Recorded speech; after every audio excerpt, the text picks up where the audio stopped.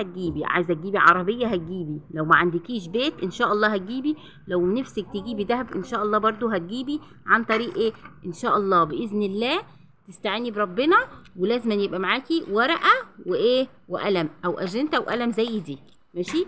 كل اللي هتصرفيه لازم تكتبيه هنا اهو، لازم تأيديه مسرفه او شاطره او حريصه، كل حاجه لازم تأيديها وتراجع على نفسك. تمام؟ اول حاجه لازم يبقى عندك دخل، لو بسيط ان شاء الله ربنا يبارك لك فيه بالصدقه. لو مثلا جالك مثلا 3000 جنيه، ونفترض عندك كده داخلك في الشهر 3000 جنيه، هنقول هنقسمهم مع بعض. اول حاجه يا جماعه شيلي منهم ولو حاجه قليله، انا مش هقول لك مبلغ عشان ما تقوليش هو المبلغ ده كتير قليل، ربنا هيبارك لك في بقيه الفلوس. انت مثلا جالك 3000 جنيه، اخفسي بيهم الارض، يعني ايه مش تصرفيهم، لا اجزريهم خالص، يعني شيلي نصهم، خلي 1500 على جنب، لازم تشيلي مبلغ على جنب ولو حاجه بسيطه. طب انت دلوقتي بتقولي ايه عليا انا مثلا؟ انت بتقولي 3000 جنيه، في ناس دخولها اقل، ايوه في ناس دخولها اقل، برضو شيلي مبلغ ولو بسيط. لو مش قادره تشيلي كل يوم مثلا لو دخلك باليوم، كل يوم لازم تشيلي مبلغ على جنب، والله لو جنيه هينفعك دلوقتي وربنا هيبارك، وبدل الجنيه هيبقى 10 وبدل الجنيه هيبقى 1000. تمام؟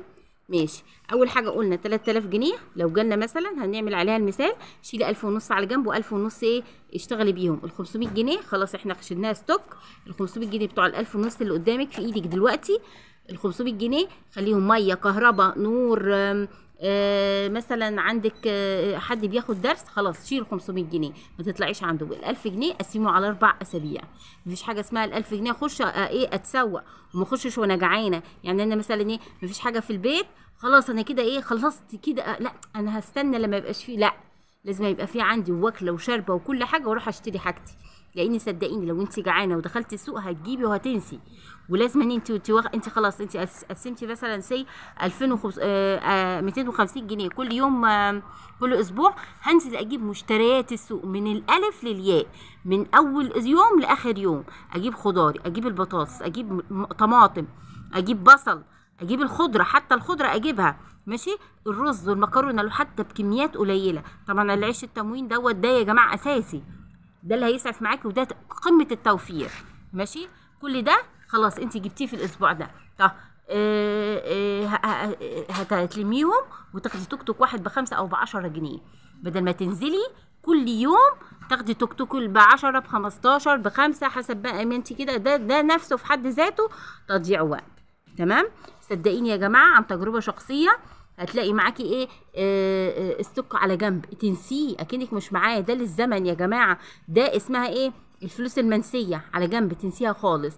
اما ال 1500 جنيه خلاص انت صرفتي بيهم ونجحتي بيهم لاخر الشهر. طب لو دلوقتي حصل مثلا ايه ظرف، تمام؟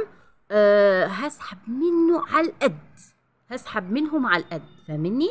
يعني مثلا ايه انا الاسعار زي مثلا ايه كانت الاسعار كويسه وماشيه عادي، دلوقتي الاسعار ارتفعت، طب انا ايه مش هيكفيني، اخد منهم على القد، هجيب مثلا منهم ايه فرخه الاسبوع ده، هجيب منهم اللحمه، طبعا انا 250 جنيه مثلا جبت بيهم ايه نص مفروم، طب هجيب ايه مثلا، هجيب بانيه، هجيب نص بانيه حسب اعداد الاسره، روح سحب على القد، هتلاقي نفسك مثلا الصفصف لك على 1200 1100 1000 جنيه، ده حلال عليكي، فاهمني؟